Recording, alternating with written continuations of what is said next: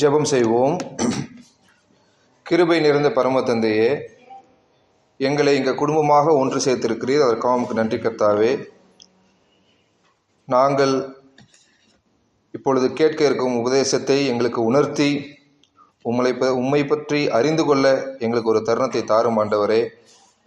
நாங்கள் எங்களது வாழ்க்கையில் உம்மை போற்றி புகழ எங்களுக்கு ஒரு வாய்ப்பை கொடுத்து அதை உணர்ந்து அந்த சொற்களை ஒலிக்க நீர் கிருபை தாருங்க ஆண்டவரே. ஒவ்வொரு முறையும் உம்மை துதிக்கும் பொழுது, உம்மை போற்றும் பொழுது அதன் அர்த்தத்தை உணர்ந்து நாங்கள் அதை செய்வதற்கு எங்களுக்கு ஒரு கிருபை தாருங்க ஆண்டவரே.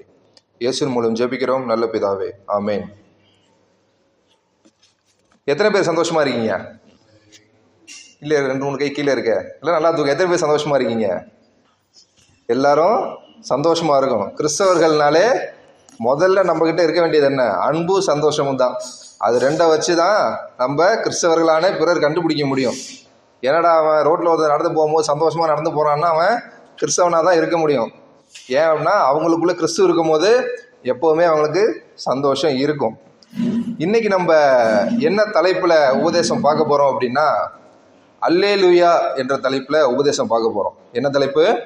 அல்லேலூயா. எத்தனை பேருக்கு இந்த அல்லேலூயாவோட அர்த்தம் தெரியும்? எத்தனை பேருக்கு இந்த அல்லேலூயாவோட அர்த்தம் தெரியும்? இன்னைக்கு அதோட அர்த்தமும் அதோட தாற்பயத்தையும் நம்ம தெளிவாக பார்ப்போம். அதற்கு முன்னாடி உங்களுக்கு ஒரு சின்ன உரையை சொல்கிறேன், கேளுங்க. ஒரு உறவு முறைக்குள்ளே வரக்கூடிய ஒரு சொல்லாடலை சொல்கிறேன். ஒரு பெற்றோருக்கு பிள்ளைகள் இருக்கிறாங்க அப்படின்னா, தன்னோட பிள்ளைகள் பெற்றோரை அப்பா அம்மா என்று அழைக்கும் பொழுது அந்த பெற்றோருக்கு அந்த பிள்ளைகள் கூப்பிடும் அன்பு தான் கண்ணுக்கு தெரியும். ஆமாவா இல்லையா? பெற்றோரை பிள்ளைகள் அப்பா அம்மா என்று அழைக்கும் பொழுது அந்த வார்த்தையின் அர்த்தத்தை விட அந்த பிள்ளையின் அன்பு தான் பெற்றோருக்கு தெரியும். ஆனால் அந்த வார்த்தையினுடைய அர்த்தம் யாருக்கு தெரியும்? பிள்ளைகளுக்கு மட்டும்தான் தெரியும். ஏன் அப்படின்னா, பிள்ளைகள் உணர்ந்து தன் பெற்றோரை அம்மா அப்பா என்று அழைக்கின்றது. ஆனால் தாய் தந்தை அவர்கள் அதை பார்க்கும் பொழுதோ கேட்கும் பொழுதோ அவர்களுக்கு தெரிந்தது என்ன? நம்ம பிள்ளை நம்மளை கூப்பிடுது, அழைக்குது அப்படின்னா அன்பு இருக்குது. அந்த அன்பு தான் அவங்க கண்ணுக்கு தெரியுமே தவிர அந்த வார்த்தையோட அர்த்தம் தெரியாது. அந்த வார்த்தையோட அர்த்தம் யாருக்கு தெரியும்? பிள்ளைகளுக்கு தான் தெரியும். ஏன் அப்படின்னா, பிள்ளைகள் தான் அந்த வார்த்தையின் அர்த்தத்தை உணர்ந்து தன்னோட அப்பா அம்மாவை அப்பா அம்மானு கூப்பிடுது. ஒரு பிள்ளை ஏன் அப்பா அம்மானு கூப்பிடுது? அவங்க ஆணா இருக்கபடியானால அப்பா, பெண்ணா இருக்கபடினால அம்மானு கூப்பிடுறாங்களா? ஏன்? அந்த வார்த்தைக்கு நம்ம உறவு முறை ஒரு தன்மையை கொடுத்துருக்கிறது. இந்த வார்த்தை அப்படின்னா இந்த வார்த்தைக்குன்னு ஒரு உருவாக்கம் இருக்கிறது, இந்த வார்த்தைக்குன்னு ஒரு பொருள் இருக்கிறது, இந்த வார்த்தைக்குன்னு ஒரு நடைமுறை இருக்கிறது. ஆமாவா இல்லையா? என்னைக்காவது போய் நம்ம அக்காவை அண்ணன் கூப்பிடுவோமா? இல்லை அம்மாவை போய் அப்பான்னு கூப்பிடுவோமா? கிடையாது.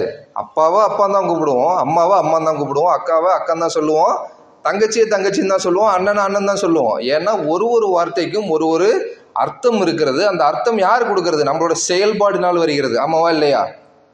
அந்த செயல்பாடு தான் அந்த வார்த்தைக்கு அர்த்தம் கொடுக்கிறது.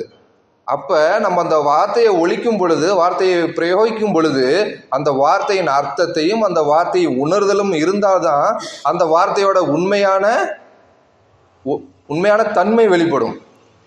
அதற்போல வேதாகமத்திலே ஒரு சில வார்த்தைகள் இருக்குது என்றால் அந்த வார்த்தையை நம்ம என்ன பண்ணணும்? உணர்ந்து சொல்லணும். அந்த வார்த்தையை உணர்ந்து சொல்லும் போது தான் அந்த வார்த்தைக்கான அர்த்தம் வெளிப்படும். பிறர் சொல்றாங்களே அப்படின்னு சொல்லிட்டு நம்மளும் என்ன பண்ணக்கூடாது? அந்த வார்த்தையை அர்த்தம் தெரியாமல் உபயோகப்படுத்தால் அந்த வார்த்தை என்ன பண்ணும்? வெறுமையா போயிடும். இயேசு கிறிஸ்து பிதாவானவர் அதெல்லாம் அந்த வார்த்தையெல்லாம் வரும்போது எந்த இடத்துல எந்த வார்த்தையை பிரயோகப்படுத்தணுமோ அந்த இடத்துல தான் அந்தந்த வார்த்தைகளை நம்ம பிரயோகப்படுத்தணும். ஏன்னா இயேசு கிறிஸ்து கட்டளைகளில் ஒன்று சொல்லியிருக்கிறாரு, தேவனுடைய நாமத்தை வீணனில் வழங்காதே அப்படின்னு போட்டிருக்காரு. அப்போ நம்ம ஒவ்வொரு வார்த்தையும் எவ்வளோ கவனமாக நம்ம கவனிக்கணும் பாருங்க. இன்னைக்கு இந்த வார்த்தை இனிமேலுக்கு இந்த உபதேசம் நிறைவடைந்த பிறகு நீங்கள் என்னைக்கு இந்த வார்த்தையை உபயோகப்படுத்தினாலும் இதன் அர்த்தமும் தாற்பயம் உங்களது மனதில் இருக்கணும். இந்த வார்த்தையை சொல்லும்போது உணர்ந்து சொல்லணும். சரியா? இப்போ இந்த அல்லேலூயா என்ற வார்த்தை எந்த மொழியை சேர்ந்தது தெரியுமா உங்களுக்கு? அல்லேலூயா என்ற வார்த்தையை நம்ம பல முறை சொல்லியிருக்கோம். அது எந்த மொழி குடும்பத்தை சேர்ந்தது தெரியுமா? தமிழா, கிரேக்கமா, லத்தீன் மொழியா? கிடையாது. அது எந்த மொழி? எபிரேய மொழி. நமக்கு தெரியாமே என்ன பண்ணிட்டு இருக்கோம்? எபிரேய மொழியில சொல்லி கடவுளை துதிச்சுக்கிட்டு இருக்கோம். எப்படி துதிச்சுக்கிட்டு இருக்கோம்னா, எப்படி யூதர்களை 2000 வருஷத்துக்கு முன்னாடி துதிச்சாங்களோ அதே வார்த்தையை சொல்லி தான் இன்ன வரையும் நம்ம துதிச்சுக்கிட்டு இருக்கிறோம் கடவுளை. எவ்வளோ பெரிய அற்புதம் பார்த்தீங்களா? நமக்கு தெரியாது, ஆமாவா இல்லையா? இத்தனை நாள் இது எபிரேய வார்த்தை நமக்கு தெரியாது. ஆனால் என்ன பண்ணுறோம்? அல்லேலூயான்னு சொல்லிட்டு இருக்கோம். இந்த வார்த்தையை யார் பிரயோகப்படுத்தினா? இதே வார்த்தையை 2000 வருஷத்துக்கு முன்பதாக இயேசு கிறிஸ்துவானவர் இந்த உலகத்திலே நடமாடிய பொழுது அவர் வாயினாலும் இந்த வார்த்தை உச்சரிக்கப்பட்டது. 2000 வருடமாக அந்த பஸ்கா பண்டிகையை கொண்டாடும் பொழுது யூதர்களால் இந்த வார்த்தை ஒலிக்கப்பட்டு கொண்டே இருக்கிறது. இன்னும் கடைசி காலம் வரும் வரை ஒலிக்கப்பட்டே கொண்டே இருக்கும். அப்படிப்பட்ட ஒரு வார்த்தையை நம்ம சொல்லும் போது எவ்வளவு உணர்வு பூர்வமாக, எவ்வளவு கண்ணும் கருத்துமாக நம்ம பயன்படுத்த வேண்டும். இந்த வேதாகமத்திலே பல லட்ச வார்த்தைகள் உண்டு. இந்த வேதாகமத்திலே மொத்த வேதாகமத்திலே பல லட்ச வார்த்தைகள் உண்டு. ஆனால் இந்த அல்லேலூயா என்ற வார்த்தை எத்தனை முறை இந்த வேதாகமத்தில் இருக்கிறது தெரியுமா? மொத்த வேதாகமத்தில் அல்லேலூயா என்ற வார்த்தை இந்த மொத்த வேதாகமத்திலும் வெறும் 28 முறை தான் இருக்கிறது. எத்தனை முறை? வெறும் 28 முறை தான் இந்த பல லட்சம் வார்த்தைகளுக்கு அடங்கிய இந்த வேதாகமத்தில் இருக்கிறது. அதுவும் பழைய ஏற்பாட்டில் எத்தனை முறை யாருக்காவது தெரியுமா? பழைய ஏற்பாட்டில் 24 முறையும் புதிய ஏற்பாட்டில் 4 முறையும் மட்டுமே வந்துள்ளது. அதுல இன்னும் ஒரு விசேஷமான விஷயம் என்ன அப்படின்னா, நம்ம சங்கீதம் என்ற ஒரு புஸ்தகம் இருக்குல்ல வேதாகமத்துல, பெரிய புஸ்தகம். அந்த புஸ்தகத்துல தான் 24 தடவை வருது. எத்தனை தடவை வருது? 24 தடவை வருது. அந்த புஸ்தகம் சங்கீதம்னா என்ன? எபிரேய மொழியில டெஹலிம்னு சொல்லுவாங்க. அப்படின்னா என்ன? துதிகள் அப்படின்னு அர்த்தம். தேவனுக்கு துதிக்குனே ஒதுக்கப்பட்ட அந்த ஆகமத்துல தான் என்ன வருது? 24 முறை அந்த அல்லேலூயா வருது. மீதி ஒரு 4 எங்க வருது தெரியுமா? புதிய ஏற்பாட்டில் வெளிப்படுத்தின விசேஷத்துல வருது. அதுவும் ஒரே அதிகாரத்துல அந்த 4 வாட்டி வந்துருது. இத்தனை லட்சம் வார்த்தைகளில் வெறும் 28 முறை ஒலிக்கப்பட்ட இந்த அல்லேலூயா என்ற வார்த்தையை நாம் பிரயோகிக்கும் பொழுது எவ்வளவு கவனமாக இருக்க வேண்டும். நான் பழைய ஏற்பாட்டை படித்து இயேசு கிறிஸ்துவை ஏற்றுக்கொண்டபடியினால் எப்பொழுது உபதேசம் பண்ண சென்றாலும் அவ்வப்போது நான் அந்த வேத வாக்கியங்களில் எபிரேய மொழியிலே ஒரு முறை பார்ப்பது எனது வழக்கம். அங்கே என்ன சொல்லப்பட்டிருக்கிறது? ஏனென்றால் பழைய ஏற்பாட்டு என்பது மூல பாஷையில் எபிரேயத்தில் எழுதப்பட்டது. பின்பதாக நமக்கு தமிழில் மொழிபெயர்த்து கொடுக்கப்பட்டது. ஆதலால் எப்பொழுது நான் எடுத்தாலும் எபிரேய மொழியிலே ஒரு வாட்டி நான் பார்ப்பது வழக்கம். அவ்வாறாக எபிரேய மொழியிலே பார்த்து ஒரு குறிப்பிட்ட ஒரு 2 வசனங்களை மட்டும் எடுத்து உங்களுக்கு இதை பற்றி விளக்கம் கொடுக்கலாம் அப்படின்னு யோசித்தேன். எந்த அதிகாரம் அப்படின்னா, சங்கீதம் 117 1வது வசனமும் 2வது வசனமும். சங்கீதம் 117வது அதிகாரம் 1வது வசனம் மற்றும் 2வது வசனம். யாராச்சும் எடுத்தவங்க வாசிங்க.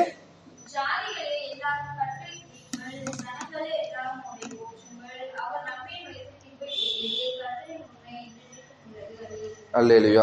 வசனம் 2 வசனம் தான் இருக்குது இந்த அதிகாரத்தில். முடியும் போது கடைசியில் என்னன்னு முடியுது? அல்லேலூயான்னு முடியுது. வேதாகமத்தில் உள்ள இதுலேயே சின்ன அதிகாரம்னா அது இந்த அதிகாரம் தான். பைபிளில் கிட்டத்தட்ட ஒரு 1200 அதிகாரம் கிட்ட இருக்குன்னு நினைக்கிறேன். 1200க்கு மேலே அதிகாரங்கள் இருக்குது. உள்ளதுலேயே சின்ன அதிகாரம் எந்த அதிகாரம்? இந்த அதிகாரம் தான். ஆனால் அந்த சின்ன அதிகாரத்தில் எவ்வளோ பெரிய அர்த்தத்தை கடவுளை ஒளிச்சு வச்சிருக்காருன்னு இன்னைக்கு நம்ம தெரிஞ்சுக்க போகிறோம். உள்ளதுலேயே சின்ன அதிகாரம் 117வது சங்கீதம் தான். அதுலேயும் 2 வசனம் தான் இருக்குது. அந்த 2 வசனம் எவ்வளோ பெரிய தாற்பயத்தை உள்ளடக்கி வச்சிருக்குதுன்றத இன்னைக்கு நம்ம புரிஞ்சுக்க போகிறோம். இந்த அல்லேலூயா என்ற அந்த வார்த்தையில் ஒரு நமது காதில் முழுவதுமாக உள்வாங்கிக் கொள்ள முடியாத ஒரு ஒலி இருக்கிறது. நம் கண்களால் காண முடியாத, தாங்க முடியாத அளவுக்கு வெளியிடக்கூடிய ஒரு ஒலி இருக்கிறது. இந்த வார்த்தையில் ஒரு ரட்சிப்பு இருக்கிறது. இந்த வார்த்தையில் ஒரு சந்தோஷம் இருக்கிறது. இந்த வார்த்தையில் தேவனுடைய நாமம் அடங்கி இருக்கிறது.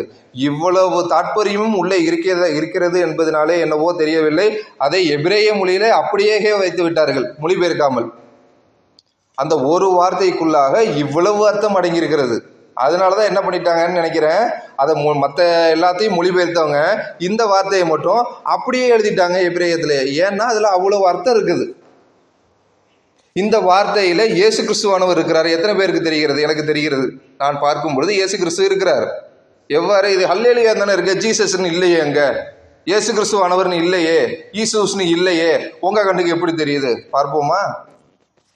நம்ம இதுல முதலாவது வசனத்துல எபிரேய மொழியில் ஆக்சுவலாக எப்படி இருக்கு, மூல பாஷையில் எவ்வாறு இருக்கிறது என்றால் ஹல்லலு எட் யாஹ்வே அப்படின்று இருக்கிறது. ஆரம்பமும் அல்லேலுயா என்று முடிகிறது, முடிவிலும் அல்லேலுயா என்று முடிகிறது. அவ்வாறு இருக்கிறது. ஹல்லலு அப்படின்னா அதுல தான் அந்த அதீத ஒலி ஒலி இரண்டு வார்த்தைகளும் அடக்கமாக வருகிறது. அடுத்ததாக எட் என்ற ஒரு வார்த்தை வருகிறது. அதற்கு பிறகு யாஹ்வே அப்படின்று முடிகிறது. இந்த யாஹ்வே முடிகின்றது பிதாவினுடைய பெயர் என்று அழைக்கப்படுகிறது. ஆனால் இந்த நடுவில் இரண்டு வார்த்தைகள் நடுவாக எட் என்ற ஒரு வார்த்தைக்கு இரண்டு எபிரேய எழுத்துக்கள் பயன்பட்டு இருக்கிறது. எந்த இரண்டு எபிரேய எழுத்துக்கள் தெரியுமா? ஆலஃப் மற்றும் டவ். ஆலஃப் மற்றும் டவ், இந்த இரண்டு எபிரேய எழுத்துக்கள் அதில் பயன்படுத்தப்பட்டிருக்கிறது. உங்களுக்கு சபை மக்களுக்கு எபிரேயம் தெரிய வேண்டிய அவசியம் இல்லை. ஆனால் சொல்லும் பொழுது உள்வாங்கி கொண்டீர்கள் என்றால் அதன் அர்த்தம் உங்களுக்கு புரியும். இதில் நம்ம கையில் இருக்கக்கூடிய இந்த தமிழ் வேதாகமத்தில் முழு எபிரேய வார்த்தைகளும் இருக்குது. உங்களுக்கு தெரியுமா? இப்போ நம்ம தமிழில் சொல்கிறோம்ல ஆனா ஆவனா, இங்கிலீஷில் வந்து ஏபிசிடி, இப்போ வந்து கிரேக்க மொழியில் ஆல்ஃபா பீட்டா காமா, இந்த மாதிரி எழுத்து வார்த்தைகள் இருக்குல்ல, அதே மாதிரி அனைத்து எழுத்துக்களும் எபிரேய எழுத்துக்களும் நீங்க கையில் வச்சிருக்கிற இந்த தமிழ் வேதாகமத்தில் இருக்கு. எத்தனை பேருக்கு தெரியும்? எந்த இடத்துல இருக்குன்னா, ரொம்ப திருப்ப வேணாம். நீங்க 117வது அதிகாரத்தில் இருக்கீங்கல்ல, அப்படியே 119வது அதிகாரத்துக்கு போங்க. சங்கீதம் 119வது அதிகாரத்தில் முதல் வசனத்துக்கு மேல ஒரு சின்னோண்டு ஒரு குறியீடு போட்டு ஆலெப் அப்படின்னு எழுதியிருக்கா. அதுதான் எபிரேயத்தோட முதல் எழுத்து. அப்படியே 9வது வசனத்துக்கு மேல பாருங்க, ஒரு சின்னோண்டு சிம்பிள் போட்டு பெத் அப்படின்னு எழுதியிருக்குதா. அதுதான் எபிரேய மொழியில 2வது வார்த்தை. இதே மாதிரி வரிசையா ஒரு எழுத்துக்களும் வார்த்தை இல்லை, அது எழுத்து வார்த்தையாகவும் உச்சரிக்கப்படுகிறது. அதே மாதிரி ஒரு எழுத்தா வந்து எபிரேய மொழியில கடைசி வார்த்தை எங்க வருது அப்படின்னா 169வது வசனத்துக்கு மேல பாருங்க, தவுன்னு எழுதியிருக்கும். 169வது வசனத்துக்கு மேல சின்னோண்டு ஒரு குறியீடு போட்டு தவுன்னு எழுதியிருக்கும். அதுதான் என்னது? எபிரேய மொழியோட கடைசி வார்த்தை. அதுல ஒரு விரலை வச்சிங்க. அப்படியே 119ல முதல் வசனத்துக்கு மேல பாத்தீங்கன்னா இந்த ஆலெஃப்னு போட்டிருக்கா. அந்த ஆலெஃப்ன்ற அந்த இடத்துல ஒரு விரலை வச்சிங்க. ரெண்டுத்தையும் வச்சு பார்த்தீங்கன்னா நீங்கள் வந்து முதல் வார்த்தையிலையும் கடைசி வார்த்தையிலையும் நீங்கள் கை வச்சிருக்கீங்க. முதல் எழுத்துலையும் கடைசி எழுத்துலையும். இந்த முதல் எழுத்தும் கடைசி எழுத்தும் சேர்ந்து தான் என்னன்னு போட்டிருக்கு, அந்த அல்லேலூயாக்கு நடுவில் எட் அப்படின்னு போட்டிருக்கு. அப்படியே புதிய ஏற்பாட்டு நீங்கள் படிக்கும் போது பார்த்தீங்க அப்படின்னா இயேசு கிறிஸ்து என்ன சொல்றாரு? நானே அல்பாவும் ஒமேகாவும் இருக்கிறேன் சொல்லியிருக்காரா இல்லையா? முதல் எழுத்தான ஆல்பாவும் கடைசி கிரேக்க மொழியின் எழுத்தான ஒமேகாவும் சேர்த்து என்ன சொல்றாரு? நானே ஆதியும் அந்தமும் ஆல்பாவும் ஒமேகாவும் இருக்கிறேன் என்று கிரேக்க மொழியில சொல்றாரு. அதே மாதிரி எபிரேய மொழியில சென்டர்ல எங்கெல்லாம் இருக்கிறது?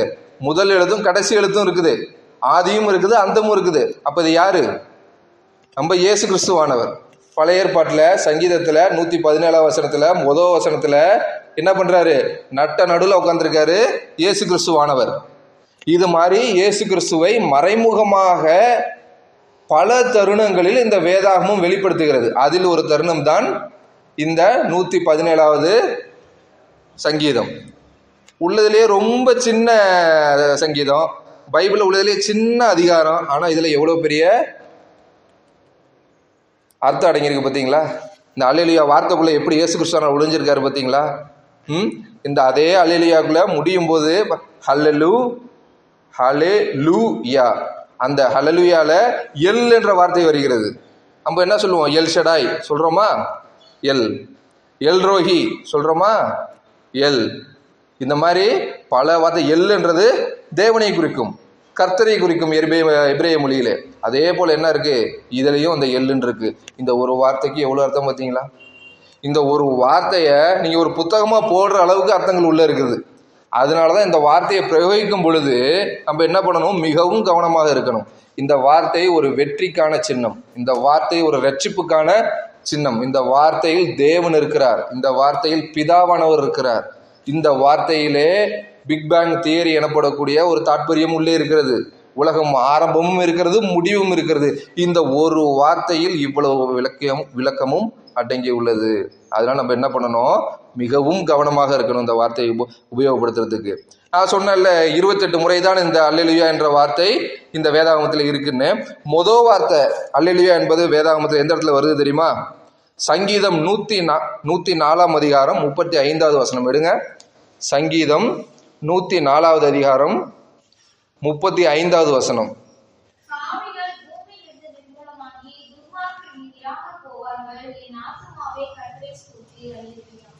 மறுபடி படிங்க.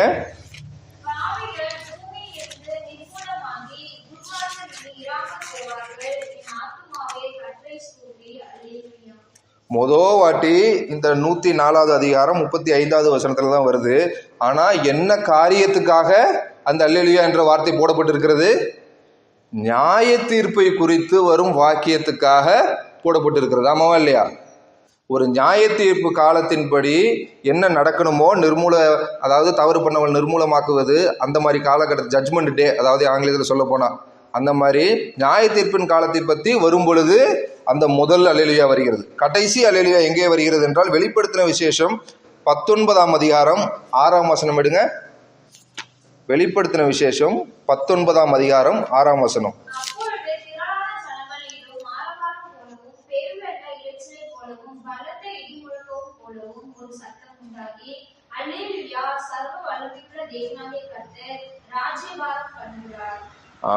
இதுவும் எதை பத்தி வருது?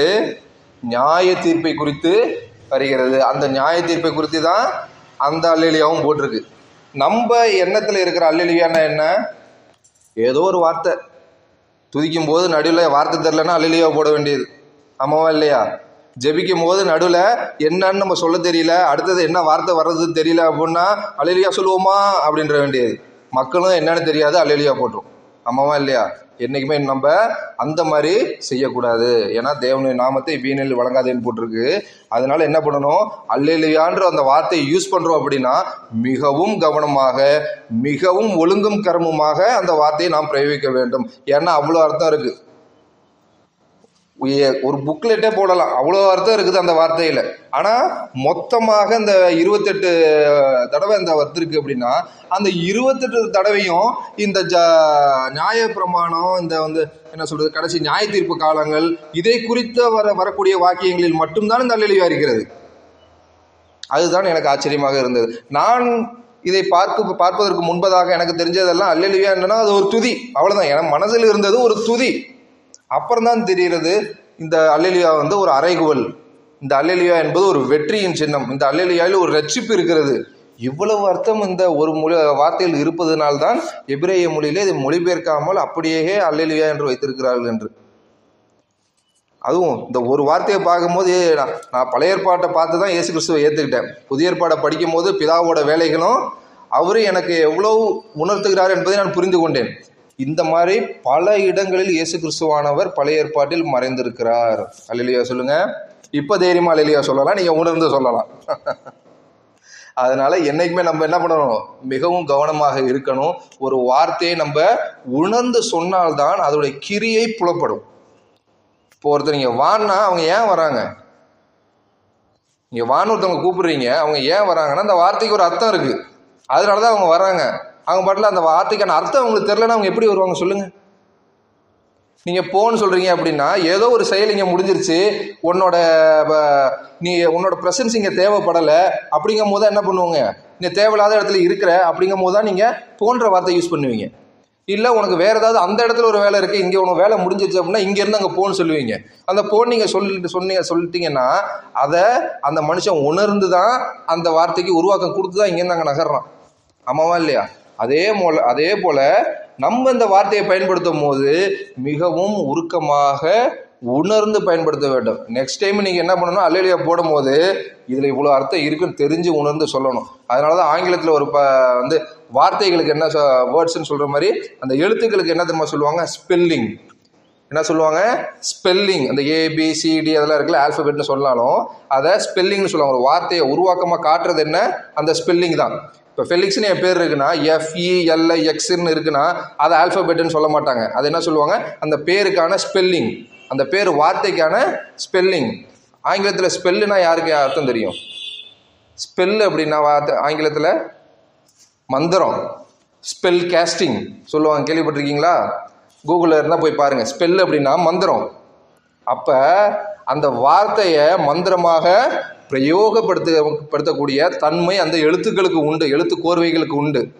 அதனால நம்ம என்ன பண்ணணும், ஒரு வாட்டி நம்ம ஒரு வார்த்தையை பேசும் பொழுதும் புரிந்து அறிந்து அதனோட உண்மையை தெரிந்து பேசினா அதோட வெளிப்பாடுகள் இன்னும் அதிகமாக இருக்கும். அதனால் நம்ம என்ன பண்ணணும், அடுத்த வாட்டி அல்லேலூயா சொல்லும் போது ரொம்ப கவனமாக இருக்கணும். இட பிரயோகம் ரொம்ப முக்கியம். நடுவில் உங்களுக்கு வார்த்தை தெரியலங்கிறதுக்காக அதை யூஸ் பண்ணக்கூடாது. ஏன்னா பல லட்சம் வார்த்தைகளுக்கு மத்தியில் வெறும் 28 முறை தான், அதுவும் 2 ஆகமங்களில் தான் இருக்குது. எத்தனை ஆகமம்? வெறும் 2 ஆகமத்தில் தான் இருக்குது, வேற எங்கேயும் பிரித்து போடலை. கடவுள் அவ்வளவு ஒழுங்கும் கரவுமாக அந்த வார்த்தையை பிரயோகப்படுத்திருக்காரு. அதனால நம்மளும் நம்மளோட வாழ்க்கையில் கவனமாக இருக்கணும்.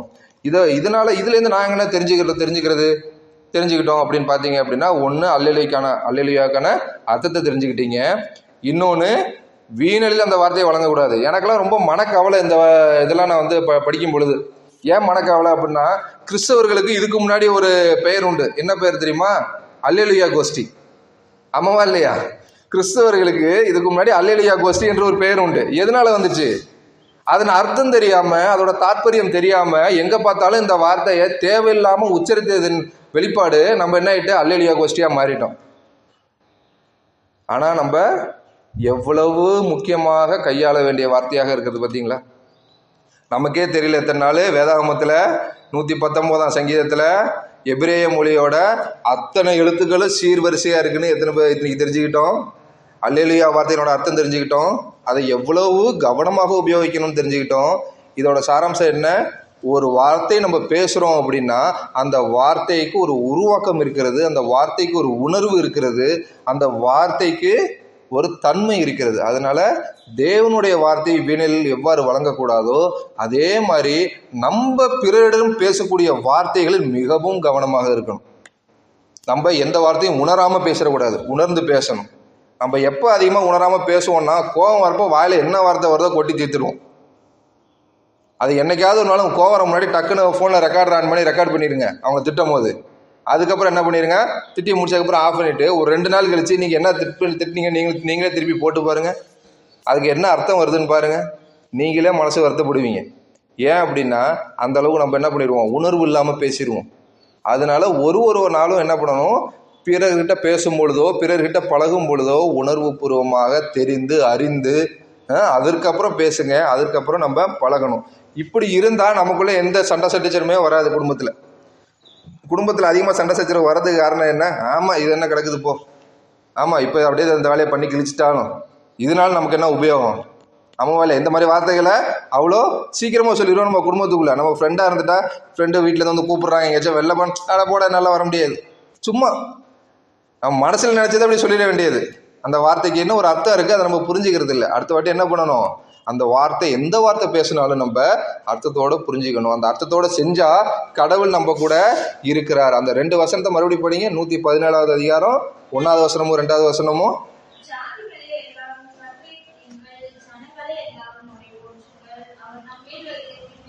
ஜாதிகளே எல்லாரையும் துதியுங்கள், கர்த்தரை எல்லாரும் போற்றுங்கள்னு சொல்லிட்டாரு. இந்த வெளிப்பாடு எங்க தெரியுமா ஃபுல்ஃபில் ஆகுது, எந்த இடத்துல தெரியுமா நிறைவேறுது? ரோமர் பவுல் வந்து ரோமாபுரிக்கு எழுதின அந்த ரோமர் என்ற நிருபத்திலே 15ஆம் அதிகாரத்திலே 11வது வசனத்தில் என்ன பண்ணுறாரு, இது நிறைவேறி கொண்டு இருக்கிறது. இது எப்போ சொன்னது? மோசே காலகட்டத்தில், 2000 வருஷம் இல்லை, அதுக்கும் முன்னாடி சொல்லப்பட்டது இந்த வாக்கியம். ஆனால் அது எங்கே பயன்படுது? புதிய ஏற்பாட்டில் பவுல் 15ஆம் அதிகாரம் படிங்க. இப்போ ரோமர் 15:11வது வசனம் படிங்க.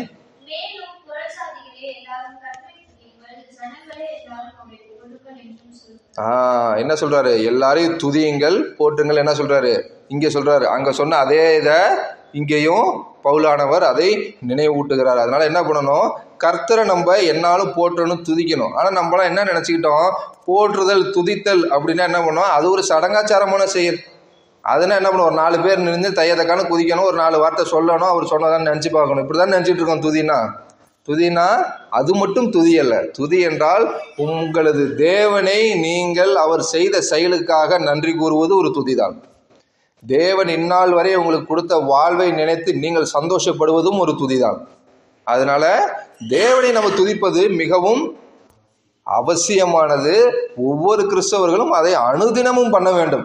ஞாயிற்றுக்கிழமை சர்ச்சில் மெசேஜுக்கு முன்னாடி ஒரு 2 நிமிஷம் லபோதிபோன்னு கத்துவாங்க, அது மட்டும் துதி கிடையாது. சரியா? ஒவ்வொரு நாளும் ஒவ்வொரு நேரமும் துதிக்க வேண்டும். அதுக்கு நேர காலம்லாம் கிடையாது.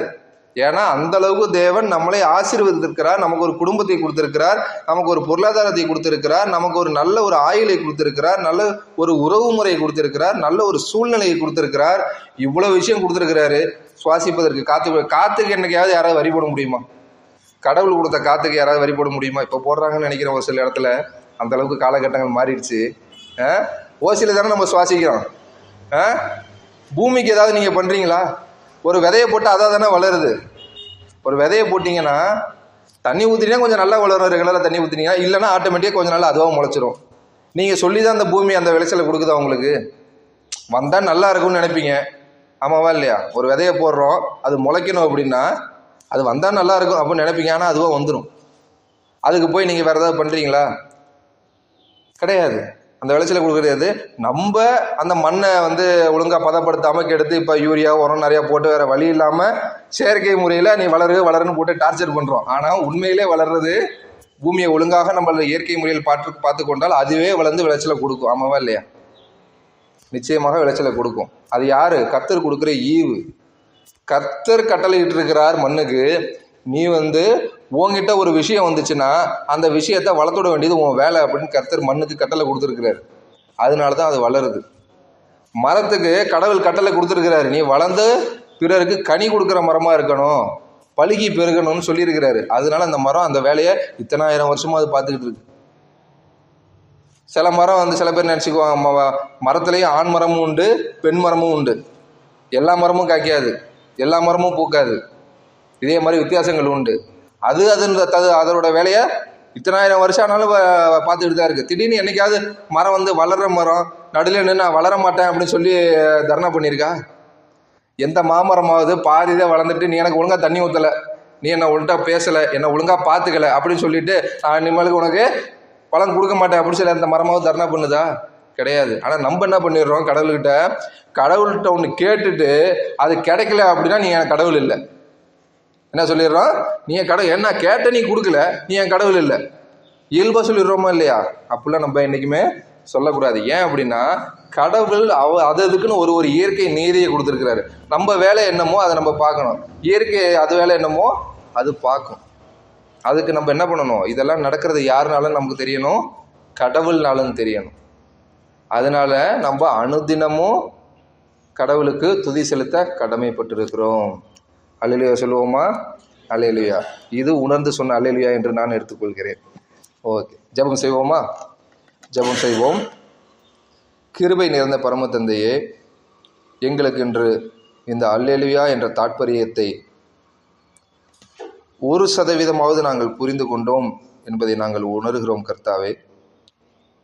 இதே போல நாங்கள் பேசுகின்ற ஒவ்வொரு வார்த்தையும் அளந்து உணர்ந்து பேசத்தக்கதாக எங்களுக்கு ஒரு நல்ல ஒரு உள்ளத்தை தாரும் ஆண்டவரே.